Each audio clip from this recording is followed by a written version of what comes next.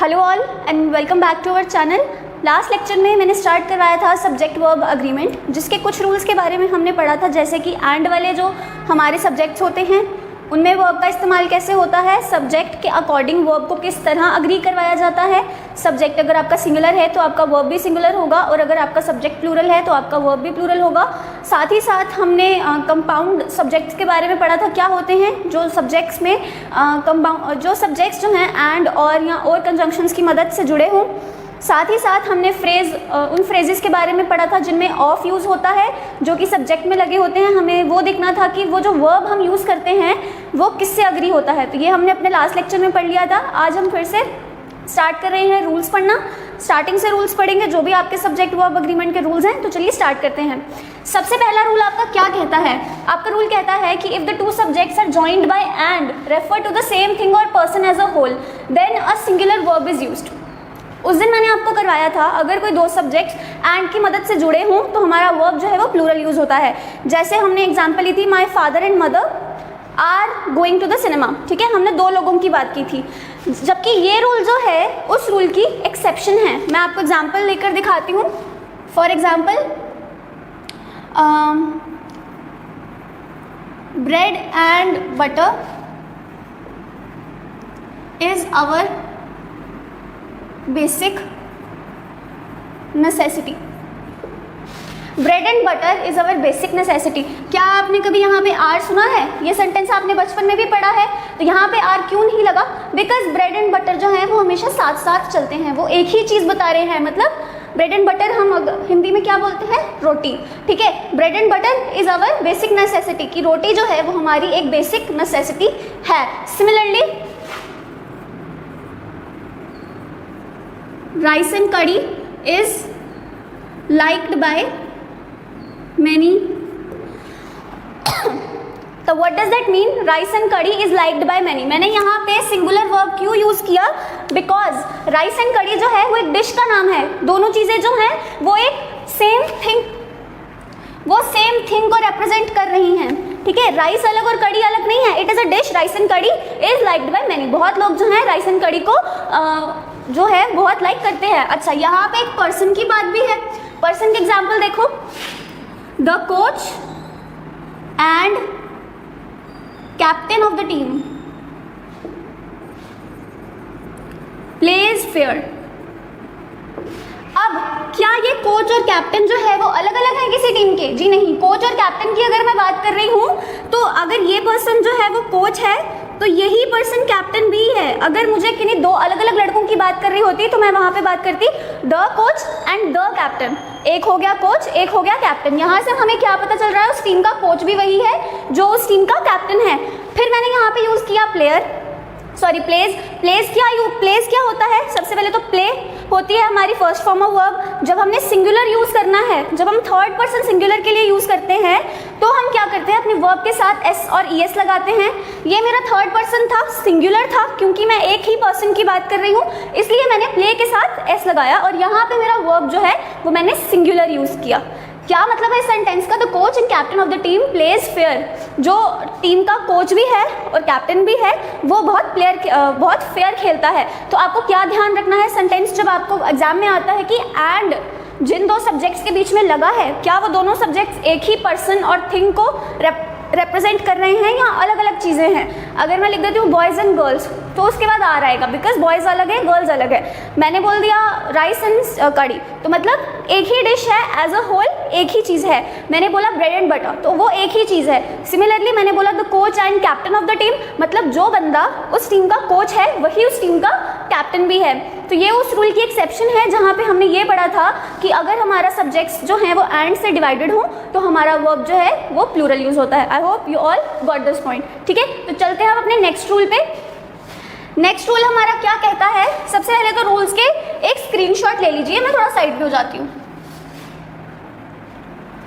ले लिया होगा आपने। अब इन रूल्स को नोट डाउन कर लो, जहाँ पे भी आप अपने नोट्स बना रहे हो या कहीं पे भी सेव करके रख लो, बिकॉज एग्जाम टाइम पे आपको ये रूल्स पढ़ने हैं और फिर अपनी जो है वो प्रैक्टिस करनी है।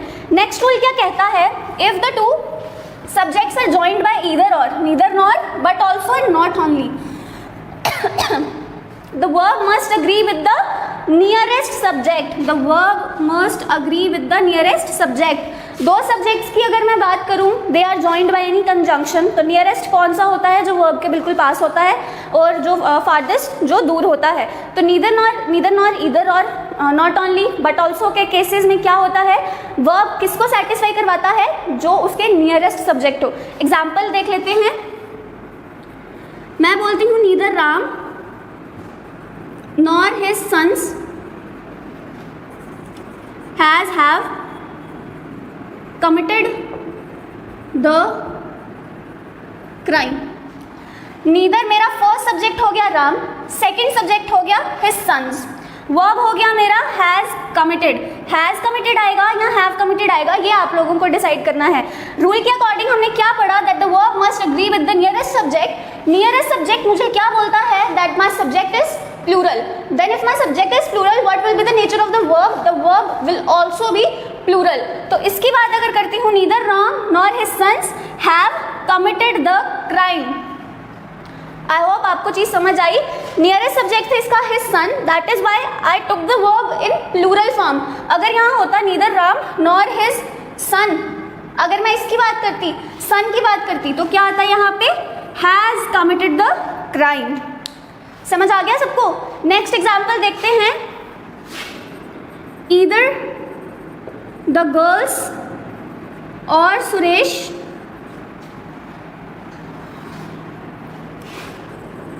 प्ले और plays the guitar very well. सबसे पहले तो what is the meaning of my sentence, my sentence says, यहाँ तो लड़कियां, यहाँ तो सुरेश, इधर दोज गर्ल्स लगा लेते हैं, इधर दोज गर्ल्स और सुरेश प्ले और plays the guitar very well. यहाँ तो वो लड़कियाँ, यहाँ सुरेश गिटार बहुत अच्छा बजाता है। अब मुझे बताओ, मैंने बोला आपको नियरेस्ट वर्ब के साथ उसको आपने अग्री करवाना है, तो मेरा नियरेस्ट वर्ब क्या है, Suresh.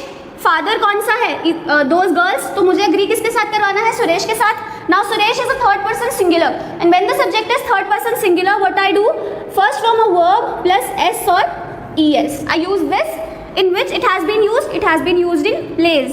play was the first form of the verb, I added s with it and it becomes plays। तो मेरा करेक्ट सेंटेंस क्या है, either those girls और Suresh plays the guitar very well। Okay, similarly अगर आपके किसी एग्जाम्पल में नॉट ओनली बट ऑल्सो का यूज हुआ होगा, तो what will you do, you will agree the verb with the nearest subject, that is with the nearest subject. Not only but also, हमेशा पहले नॉट ओनली यूज होगा, फिर but also use होगा। इसका मतलब है कि जो बट ऑल्सो के बाद जो मेरा सब्जेक्ट होगा, मुझे अपना वर्ब जो है उसके साथ अग्री करवाना है। I hope you all got this rule in your mind. आपको ये रूल अब कभी नहीं भूलेगा। नेक्स्ट रूल देखते हैं हमारा, what does it say. My next rule says, if two subjects are connected with, कौन से वर्ड्स हैं, along with, as well as, in addition to, except, together with, no less than, rather than, then the verb must agree with the first subject। ठीक है, अगर मेरे sentences में इनमें से किसी भी वर्ड्स का यूज हुआ है सब्जेक्ट के साथ, तो मेरा वर्ब किसके साथ सेटिस्फाई होगा। सबसे पहली बात तो ये कि हम कौन से सेंटेंसेस पढ़ रहे हैं, हम वो सेंटेंसेस पढ़ रहे हैं जिनमें कंपाउंड सब्जेक्ट्स होते हैं। अगर आपको एक सिंपल सेंटेंस दे दिया जाए like Ram is dancing on the floor, तो यहाँ पे आपको कोई दिक्कत की बात नहीं है कि मुझे अपना वर्ब किसके साथ अग्री करवाना है, किसके साथ नहीं, बल्कि it is very easy to understand. On the other hand जब मेरे कंपाउंड सब्जेक्ट्स आ जाते हैं तो मुझे प्रॉब्लम आती है, बिकॉज मेरे पास दो सब्जेक्ट्स हैं, हो सकता है एक प्लूरल हो सकता है एक सिंगुलर हो, तो उन कंडीशंस में मुझे अपना वर्ब जो है वो किसके साथ सेटिस्फाई करवाना है, अग्री करवाना है, that becomes the problem there. इसलिए हम वेरिंग रूल्स के थ्रू पढ़ते हैं कि अगर हमारे सेंटेंस में इनमें से कोई वर्ड हो तो मेरा वर्ब किसके साथ अग्री होगा। अब रूल नंबर 3 बोलता है कि अगर मेरे सब्जेक्ट्स जो हैं it is connected with what words, along with, as well as, in addition to, except, together with, no less than, rather than, तो मेरा जो वर्ब होगा it will agree with the first subject. यहाँ पे हमने बात करी थी नियरेस्ट सब्जेक्ट के साथ, यहाँ पे हम अग्री करवाएंगे अपने फर्स्ट सब्जेक्ट के साथ। एग्जाम्पल देख लेते हैं, Rajesh along with his sons work or works on his fields, on his fields. Rajesh अपने लड़कों के साथ, अपने बेटों के साथ अपने फील्ड्स और फार्म्स में काम करता है। तो मुझे बताओ मेरा सबसे पहले वर्ब क्या है, ये। फर्स्ट सब्जेक्ट क्या है, ये। सेकंड सब्जेक्ट क्या है, ये। अब हमने देखा कि इसके बीच में कनेक्टर क्या है, कनेक्टर है मेरा along with। जब मेरे सब्जेक्ट में along with के साथ जो मेरे दो सब्जेक्ट्स जो हैं वो कनेक्टेड होते हैं, तो मेरा वर्ब किसके साथ अग्री करना चाहिए, मेरा वर्ब अग्री करना चाहिए फर्स्ट सब्जेक्ट के साथ। मेरा फर्स्ट सब्जेक्ट क्या है, Rajesh. Rajesh is what, Rajesh is third person singular, and when third person singular takes place तो मेरा वर्ब क्या आता है, V1 प्लस S और ES। V1 क्या है, वर्ब क्या है मेरा, वर्क। तो वर्क के साथ मैं जब S लगाऊंगी इट बिकम्स वर्क्स, तो मेरे सेंटेंस में क्या आना चाहिए तो मेरे सेंटेंस में क्या आना चाहिए, मेरे सेंटेंस में आना चाहिए works. Rajesh along with his sons works on his field. आपको अपना वर्ब किसके साथ अग्री करवाना है, आपको अपना वर्ब अग्री करवाना है अपने फर्स्ट सब्जेक्ट के साथ। कोई और एग्जाम्पल देख लेते हैं।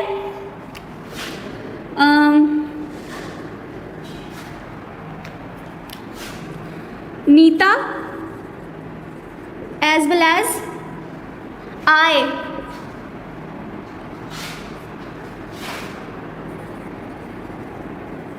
learning to dance। Nita as well as I dash learning to dance। अब यहाँ तो यहाँ पर am आ सकता है बिकॉज I के साथ हमेशा am आता है, और मैं एक कॉन्टिन्यूस एक्टिविटी की बात कर रही हूँ बिकॉज आपने देखा यहाँ पे मैंने V1 प्लस ING यूज़ किया। नीता और मैं जो है वो डांस सीख रहे हैं, ठीक है। यहाँ तो यहाँ पे एम आ सकता है, यहाँ तो यहाँ पे इज आ सकता है। अब आप लोग मुझे कमेंट करके बताओ यहाँ पे एम आएगा या इज आएगा। I hope to see all your comments on YouTube. Comment होना चाहिए। मैं आपको भी बता देती हूँ, मुझे ऐसे सेंटेंसेस में अपना वर्ब जो है वो किसके साथ सेटिस्फाई करवाना होता है, अपने फर्स्ट सब्जेक्ट के साथ। जब मेरा फर्स्ट सब्जेक्ट नीता है, हमने पढ़ा है, तो क्या आता है हमारे प्रेजेंट कॉन्टिन्यूअस में, is am are plus V1 plus ING। Am हम कब यूज़ करते हैं, आई के साथ। आर हम यूज़ करते हैं अपने प्लूरल सब्जेक्ट्स के साथ, और बाकी सिंगुलर सब्जेक्ट्स के साथ हम क्या यूज़ करते हैं, इज। तो यहाँ पे क्या आएगा, Nita as well as I is learning to dance.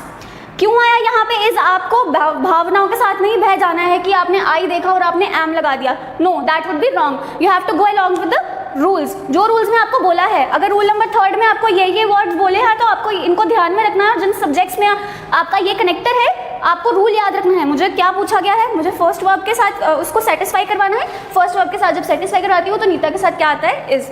On the other hand, अगर यहाँ पे होता आई एज वेल एज नीता, फिर क्या आता है यहाँ पे वर्ब, फिर यहाँ आता I as well as Neeta am learning to dance.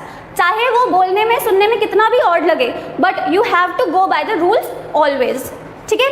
अब देखते हैं नेक्स्ट सेट ऑफ रूल्स। तो ये हैं हमारे अब नेक्स्ट सेट ऑफ रूल्स। सबसे पहले स्क्रीनशॉट कर लो। स्क्रीनशॉट आपने कर लिया होगा। अब आपको क्या करना है, जो भी एग्जांपल्स करवाऊंगी या जो भी एक्स्ट्रा समझाऊंगी वो आपको उन स्क्रीनशॉटेड वर्जन को नोट्स बनाओ और उनमें जो है वो ऐड ऑन करो। इसलिए आपको अगले जो है जब आपका एग्ज़ाम होगा आपको पढ़ने में जो है वो हेल्प मिलेगी। अब हमारा रूल नंबर 4 क्या कहता है, रूल नंबर 4 कहता है कि यूज़ द सिमिलर यहाँ पे सिंगुलर फॉर्म ऑफ वर्ब है, use the singular form of verb, use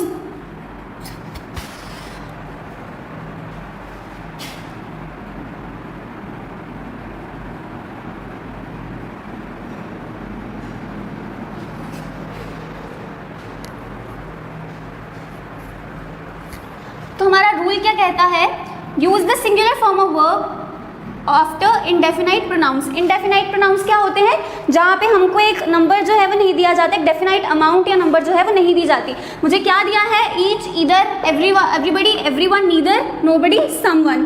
कोई भी एक डेफिनेट नंबर नहीं दिया है। अगर एक बंच ऑफ स्टूडेंट्स हैं तो मैं बोलती हूँ ईच वन ऑफ अस, तो मैं किसी भी अपने की बात कर रही हूँ, मैं सबकी बात कर रही हूँ, मैं ऐसा नहीं है किसी एक पर्टिकुलर की बात कर रही हूँ। तो ऐसे सिचुएशंस में हमारा कौन सा वर्ब यूज़ होता है, हमारा वर्ब यूज़ होता है सिंगुलर। एग्जाम्पल देख लेते हैं। आई से ईच वन ऑफ अस और each of us have a smartphone. Each of us have a smartphone. When I said indefinite pronouns are used in a sentence, the verb used is going to be what? Is going to be singular. मैं हर एक की बात कर रही हूँ, सबकी भी बात नहीं कर रही हूँ, सबकी ही बात कर रही हूँ. तो जब आपके sentences में each, every, everybody, everyone, neither, someone ऐसे वर्ड्स यूज होंगे तो आपको वर्ब क्या यूज करना है? सिंगुलर. तो यहाँ पे क्या आएगा? each of us has a smartphone. Next example देखते हैं. मैं बोलती हूँ I know someone who invests in shares. I know someone who invests in shares. मैं किसकी बात कर रही सबसे पहले तो इस सेंटेंस में कौन सा ऐसा सब्जेक्ट है जिसके साथ मुझे अपने वर्ब को अग्री करवाना है? वर्ब क्या है मेरा? इन्वेस्ट. इन्वेस्ट करना कोई काम है, कोई एक्शन है, तो मेरा वर्ब क्या होगा? इन्वेस्ट. मेरा सब्जेक्ट क्या होगा? आई होगा या समवन होगा? मेरा सब्जेक्ट क्या होगा? समवन. आई नो तो सही है, ये भी एक वर्ब है. मुझे पता है किसी के बारे में जो शेयर्स में इन्वेस्ट करता है. मुझे एरर कहाँ गिवन होगा? मुझे एरर गिवन होगा ये वाले वर्ब में. तो जब इसकी बात कर रही हूँ, समवन आएगा तो मेरा अगेन सिंगुलर वर्ब आएगा. हम इस बारे में बड़े इलैबोरेटेड वे में अब पढ़ चुके हैं, आपको ये चीज़ भूलनी नहीं चाहिए. तो जब समवन एक थर्ड पर्सन सिंगुलर समवन एक इंडेफिनाइट प्रोनाउन है, इसको थर्ड पर्सन सिंगुलर की तरह हम ट्रीट करेंगे. तो जब वर्ब इससे अग्री करेगा तो वहाँ पे क्या आएगा? वर्ब का first form of verb plus S और E S depending upon the verb. E S कहाँ लगाते हैं हम? जहाँ पे जैसे रीच जैसे वर्ड्स होते हैं, रीच इज, वहाँ पे हमारा ई एस लगता है, बाकी वर्ड्स में हमारा एस लगता है. तो यहाँ पे इन्वेस्ट ना हो करके क्या आएगा? इन्वेस्ट. ये बात आप ध्यान में रखना. जहाँ पे ये वर्ड्स हो each, every, everyone, everybody, neither और नोबडी, समवन. ओके, जैसे मैं बोलती हूँ नोबडी नोज अबाउट हिम. किसी को भी उसके बारे में नहीं पता. मैंने यहाँ पे नोज यूज किया. What is knows? Know plus s, first form of verb plus S और ई एस. कब यूज होता है? जब यहाँ पे नोबडी हो, मतलब सिंगुलर फॉर्म ऑफ वर्ब लगेगी तब जब सिंगुलर फॉर्म ऑफ सब्जेक्ट हो.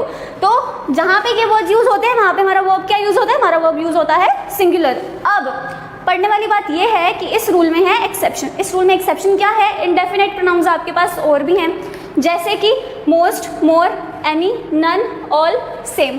अगर इनका मैं फर्स्ट लेटर उठा लूँ MANAS और यहाँ पे नाम लिख दूँ मानस. अब इनके साथ क्या जो है, क्या मिस्ट्री है इनके साथ? ये वाले जो इंडेफिनाइट प्रोनाउन हैं ये अपने साथ सिंगुलर वर्ब भी लेते हैं और अपने साथ प्लूरल वर्ब भी लेते हैं. ध्यान से इस बात को सुनो. मानस वाले जो इंडेफिनाइट प्रोनाउंस हैं which are more, most, any, none, all and some, ये जो हैं ये अपने साथ सिंगुलर वर्ब भी लेते हैं और प्लूरल वर्ब भी लेते हैं depending on what? Depending on the subject. अगर आपका सब्जेक्ट काउंटेबल होगा तो जो वर्ब होगा वो प्लूरल होगा. मैं यहाँ लिख रही हूँ when the subject is countable,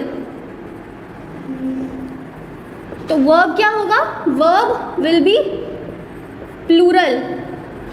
Okay, and when the subject is uncountable, my verb will be singular. Okay, examples देखते हैं. All of the chicken is gone. यहाँ पे चिकन की बात कर रही हूँ. All of the chicken. What I was talking about? I was talking about the dish. Chicken dish. क्या आप उसको काउंट कर सकते हो? नहीं, आप उसको काउंट नहीं कर सकते. तो जब उस चिकन की बात करी मैंने वर्ब क्या लगाया? सिंगुलर. बट जब मैं बोलती हूँ all of the chickens are gone, I could count the chicken. How many chickens were there? छोटे छोटे चूजे, जो जितने भी चूजे थे वो सब भाग गए.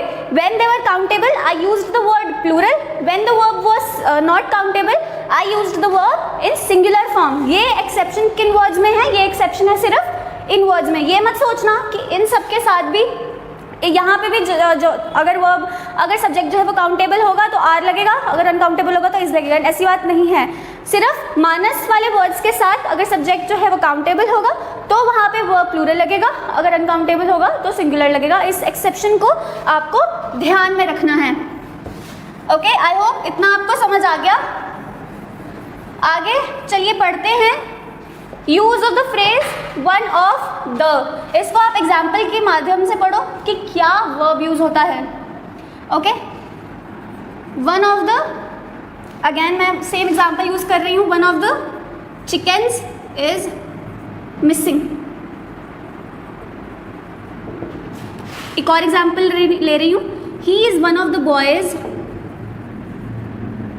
Who were playing yesterday। Okay, मैं यहाँ पे बात कर रही हूँ फ्रेज की, that one of the chickens is missing. और दूसरा सेंटेंस देखो, ही is one of the boys who were playing yesterday। इन दो सेंटेंसेस में फर्क क्या है? यहाँ पे मैं बात कर रही हूँ वन ऑफ द चिकन्स की, ओके, और यहाँ पे मैं बात कर रही हूँ ही की। मैंने पॉइंट आउट किया he is one of the boys who were playing yesterday, okay, sorry he की बात नहीं कर रही, इस सेंटेंस में बात हो रही है वन ऑफ द चिकन्स की, और इस सेंटेंस में बात हो रही है बॉयज की। डिफरेंस को अंडरस्टैंड करो, ठीक है। मैंने बोला कि ही is one of the boys who were playing yesterday, तो मैंने लड़कों को एक लड़कों को रिप्रेजेंटेशन दे दी और बताया कि ये लड़के हैं जिनमें से एक लड़का कल खेल रहा था। मैंने बात किसकी की? बॉयज की। ही is one of the boys who were playing yesterday, जो लड़के कल खेल रहे थे उनमें से वो एक लड़का है, ठीक है। और यहाँ पे चिकन जितने भी थे उनमें से एक चिकन जो है वो भाग गया। तो आपको इसको याद कैसे रखना है कि जब one of the phrase starting में यूज होगा तो मेरा वर्ब जो है वो सिंगुलर आएगा, ओके। बट अगर मेरा सेंटेंस जो है वो वन ऑफ द से ना यूज स्टार्ट हो करके he is, she is, this is, it was, the was, मतलब वन ऑफ द जब हमारे मिडल ऑफ द सेंटेंस में है तो मतलब हम एक ग्रुप की बात कर रहे हैं जिसमें से एक पर्सन निकाला हुआ है हमने। तो ऐसे केसेस में मेरा वर्ब जो है what it will be plural, okay. ध्यान से समझो इस बात को। अगर मेरा sentence one of the phrase से स्टार्ट हो रहा है तो मेरा जो वर्ब है वो सिंगुलर आएगा, और अगर मेरा phrase one of the sentence के इन बिटवीन है तो मेरा वर्ब क्या आएगा? मेरा वर्ब आएगा प्लूरल। बस इतनी सी बात है जो आपको याद रखनी है, ज़्यादा नहीं सोचना इसके बारे में। नेक्स्ट रूल देखते हैं। नेक्स्ट रूल बोलता है कि collective nouns such as class, committee, herd, public, team, government, audience etcetera usually take singular verbs. ये तो हम सबको पहले से ही पता है कि जब एक हम ग्रुप की बात करते कलेक्टिव नाउन्स की बात करते हैं तो हमारा जो वर्ब है वो सिंगुलर होता है। जैसे कि for example this team plays very well. मैंने टीम को जब यूज किया तो मेरा वर्ब सिंगुलर आएगा। प्ले मेरा वर्ब था, जब सिंगुलर लगाना होता है तो प्लस एस और एस लगता है, इसलिए मैंने प्लेज लगा दिया because I treated the team as a singular subject. Again the government is implementing the rules.